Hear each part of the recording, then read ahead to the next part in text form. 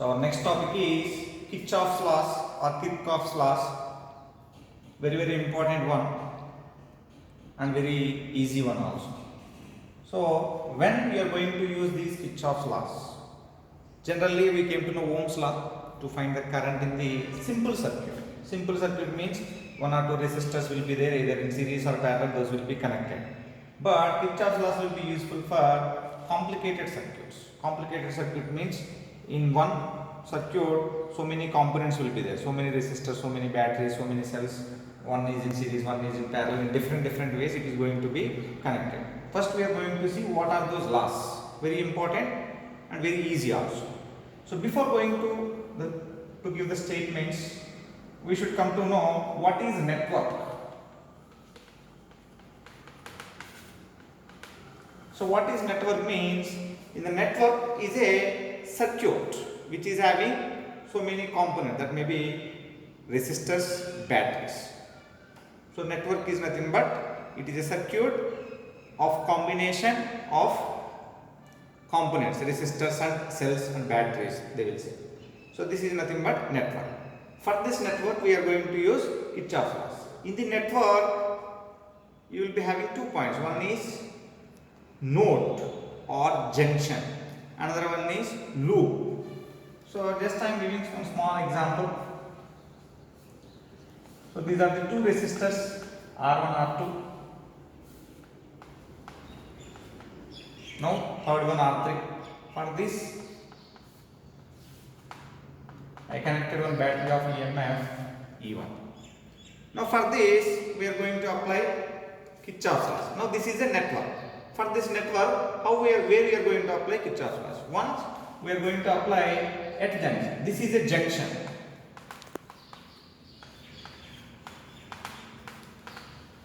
A is a junction, D is a junction, B is a junction, isn't it? So what is junction here means? Junction is nothing but where minimum two conductors or two resistors or two components are going to be connected. I am going to give example whenever I am saying the statement. Just I am giving what is network, what is junction, what is loop. Junction or node. Junction or node rule they will say, that is first one. Junction means where minimum two or more than two. Minimum two, more than two also will be there. 3, 4 up to n number of conductors or resistors should be connected at that point. That is nothing but junction. Next, loop.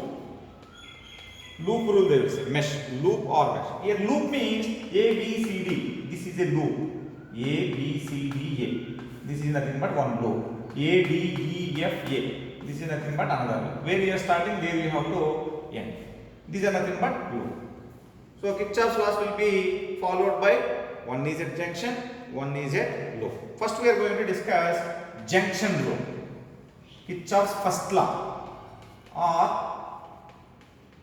junction rule, they will say.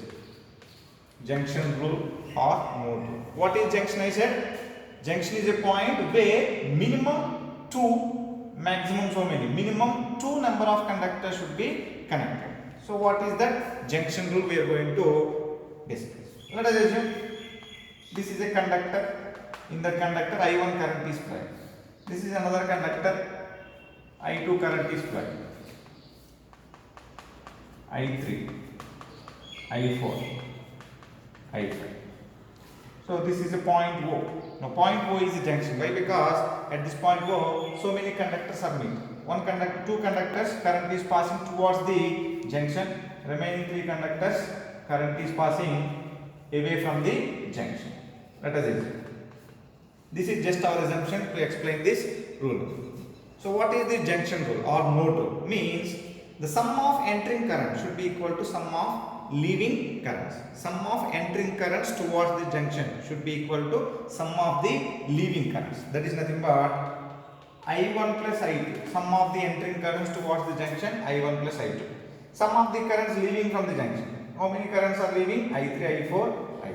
That is nothing but I3, I4, I5. So this is only first rule, very simple. Sum of the entering current should be equal to sum of the leaving currents.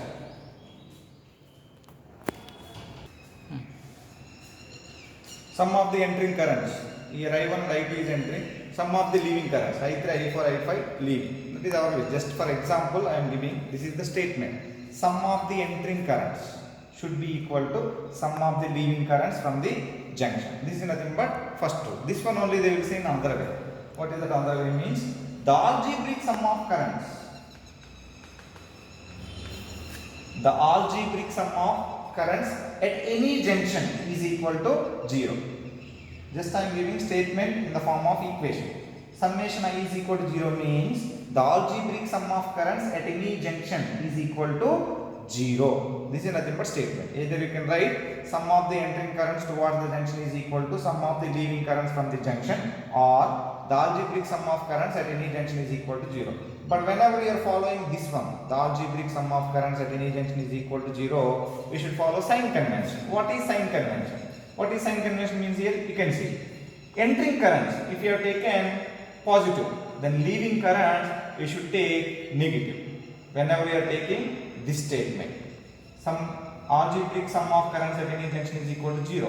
Then how to do it? Take sign convention means entering currents. What are entering currents here? I1 plus I2. I am taking as positive. Leaving currents I3, I4, I5. Leaving currents minus I3, minus I4, minus I5 should be equal to 0. What you got? Again you got this equation, isn't it? I1 plus I2 is equal to I3 plus I4 plus I5. Same you got. Is equal to I3 plus I4 plus I5. This is nothing but according to this one way. So some people will take entering currents are negative, then leaving current should be positive. Entering currents negative means minus I1 minus I2. Leaving currents plus I3 plus I4 plus I5 is equal to 0. Again you got same. I1 plus I2 is equal to I3 plus I4 plus I5. Again you got same equation, isn't it? First you got same equation, again you got same equation. Therefore, either you can remember sum of the entering currents towards the junction is equal to sum of the leaving currents from the junction, or the algebraic sum of currents at any junction is equal to 0. These are nothing but two statements for junction rule. These two are statements for junction rule or Kirchhoff's first law they will say. Either junction rule or node rule or Kirchhoff's first law. So this is nothing but first law. Now we are going to discuss second law. Okay. So next second rule, loop rule. Loop rule or Kirchhoff's second law they will say. This one we are going to apply for a loop. In any loop or closed circuit, in a closed circuit or in a loop they will say, very simply. In a loop, the algebraic sum of the changes in potential across components or cells is always equal to 0. In a loop, the algebraic sum of changes in potential across resistors or cells, or simply they will say components. The algebraic sum of changes in potential across the components is always equal to 0. That is nothing but changes in potential means summation V is equal to 0. Here V means potential difference or change in potential. Here to understand this one, just I am going to give one example for you. So this is a circuit or network, we will say A, B, C, D, E, F. So in this, take one loop. Before going to take loop, take the direction of the current. These are nothing but rules for applying second. Direction of the current means here how many cells are there? Only one battery. Therefore it is sending, let us assume, I current.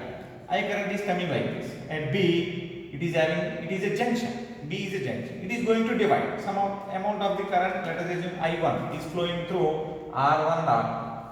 Here, remaining current, we are saying it as I2 is going towards R2. Then I2 is coming here, I1 is coming. Again I1 and I2 mixing here. Therefore, how much it is going to become? I. Isn't it? I current started at positive terminal. Again I current is coming towards negative terminal. This is nothing but current we have taken direction. Now we are going to apply loop law. For this, rules will be there. What is the first rule? Means we have taken current direction. Second rule, loop direction. What is the loop direction? Which loop we are going to take? First I am taking letter as A, B, E, F, A. A, B, E, F, A. This is a loop. A, B, E, F, A. We have started at A, ended at A. Then this is the direction. We are taking like this. You can take like this also, either anti-clockwise or clockwise. That is our wish. Okay. I have taken like this. You can take like this and try as homework. So A, B, E, F. I am starting at A, ending at A. So for this, how I am going to apply rule number 2, loop rule. So in the direction, current direction from B to E. Whenever I am going from A, B, E, current direction is from B to E. Loop direction is also in the same direction. Whenever loop direction and current direction are same, then change in potential will be negative. Negative means minus. What is change in potential here? According to Ohm's law, V is equal to IR. I1 into R minus I1 R. Understood why I wrote minus here? Because loop direction and current direction both are in the same direction. Next. How much current is flowing to R2? Same I1. Therefore minus I1 R2. E to F, no components are there. Now F to A. F to A, battery is there, not resistor. F to A, whenever battery is there, if battery direction is from loop direction, is from negative to positive, then we have to write plus C. Whenever loop is going like this, negative to positive, therefore we have to write plus C. If you got loop in reverse direction, let us say you got like this, loop direction will be like this. At the time positive to negative, therefore you have to take a minus C. For this loop E to F, we are going from E to F like this, positive to negative to positive, therefore we have taken plus C is equal to 0. This is nothing but for this A, B, E, F, A loop, I applied second law or Kirchhoff's second law or loop rule. This is nothing but statement is easy. The algebraic sum of changes in potential or potential difference across the components in closed circuit is always equal to 0. This is whenever you are going to apply, you have to take current direction, you have to take loop direction. How the directions will be there depending on that, either it will be negative or positive. Now in this, another loop is there, that is nothing but B, C, D, E, B. B, C, D, E, B. I have started at B, ended at B. I have taken loop direction like this. So in that we will see once.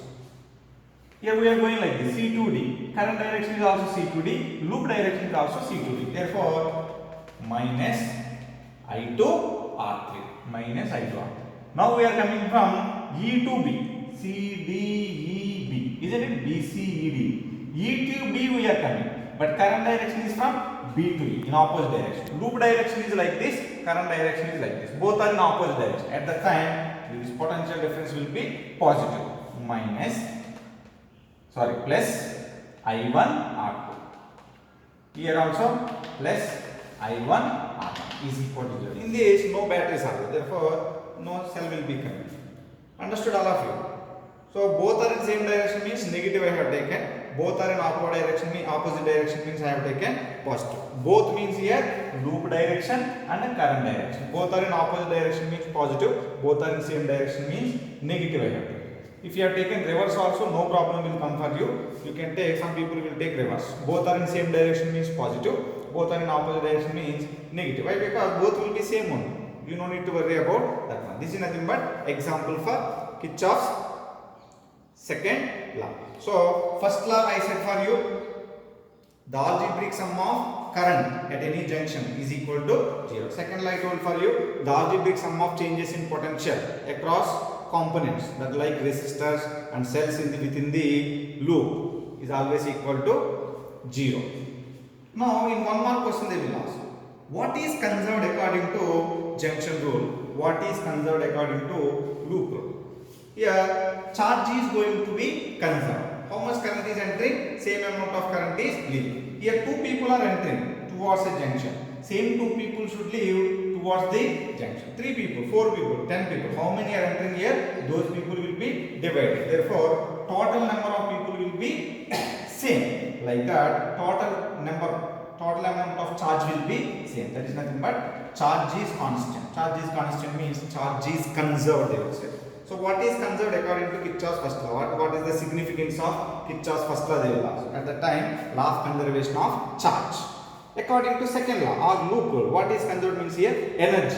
Potential means the amount of work done. Work done is constant means energy is same. Means law of conservation of energy. So significance of second law is law of conservation of energy. Significance of first law is Kirchhoff's first law is law of conservation of charge. Okay.